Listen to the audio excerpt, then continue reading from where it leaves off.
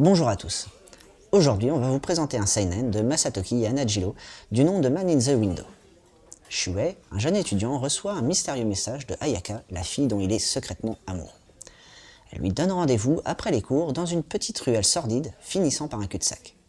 Ne se faisant pas trop d'illusions, Shuei décide tout de même de s'y rendre. Arrivé sur les lieux, il frappe à la dernière fenêtre et à la surprise de Shuei, c'est une voix masculine qui lui répond. Croyant à une supercherie, Shuei s'enfuit. La voix va alors l'interpeller par son nom et lui dire des choses que seul lui est censé connaître. Surpris par tous ces détails, Shuei va faire demi-tour et découvrir que c'est lui-même qui se tient de l'autre côté, mais âgé de 3 ans de plus. Et d'après ce que l'on peut voir, tout n'a pas bien tourné pour lui. En effet, il est devant lui-même et il ressemble à une personne assez hirsute, mal rasée, blasée et habitant une chambre sombre et sale. Mais qu'a-t-il pu arriver à Shuei pour qu'il en soit dans cet état ?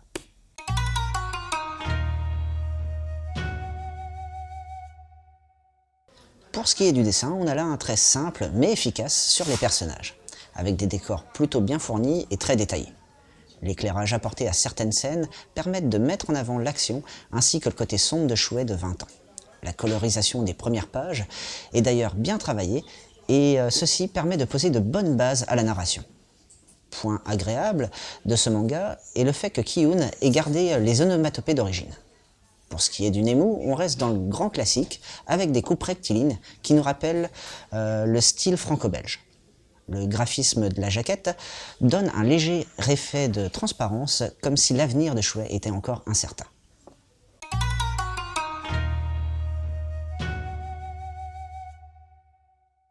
Man in the Window a tout d'abord été prépublié dans le Young Gun, qui est spécialisé dans la publication de seinen. Il a ensuite été publié en 2015 chez l'éditeur Square Enix. Masatoki et Yanagilo en sont à leur première publication avec ce titre. Étant un seinen que j'attendais, je vous avouerai avoir savouré ce titre. La narration y est énergique et s'imbrique bien avec le dessin, ce qui est renforcé par le fait que ce soit une série courte prévue en 3 tomes.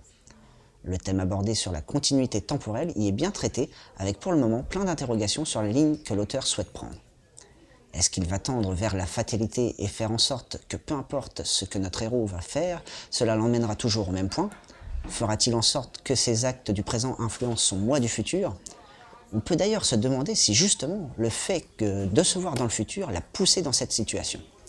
Enfin, plein de pistes que l'auteur peut explorer et ainsi nous faire rêver.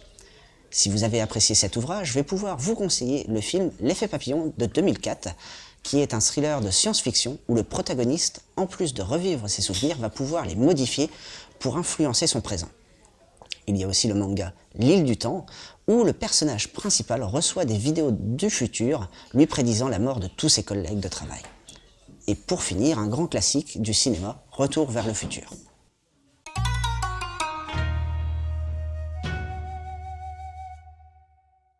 Pour résumer, Man in the Window est un seinen de science-fiction de Masatoki Yanagilo, où le jeune Shuei, 17 ans, va rencontrer son moi de 20 ans et s'apercevoir que le futur qui s'offre à lui ne semble pas aussi rose qu'il ne l'avait prévu.